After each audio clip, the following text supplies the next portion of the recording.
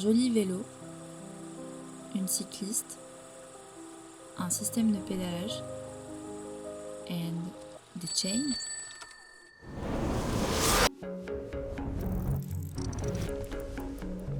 Alors, why chainless?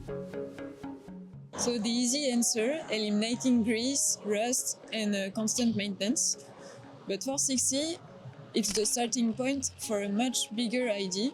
It's a scalable technology to build vehicles beyond the electric bike, making it easy, intuitive, and keeping the benefits of human pedaling.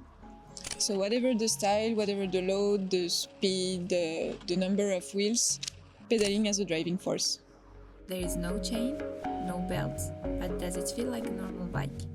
Yes, it can feel like a normal bike, but we can do much more. Basically, our system haptics provides the rider with a much higher level of control over its vehicle. We make sure that he always feels connected to the propulsion of his vehicle and that he can provide as much power as he wants on the pedals. So, does this exist in the real world? So actually, yes, and we're not the only ones to work on that kind of technology, but everyone doesn't use the same words. So you'll hear about serial hybrid, you'll hear about pedal-by-wire, and we talk more about chainless.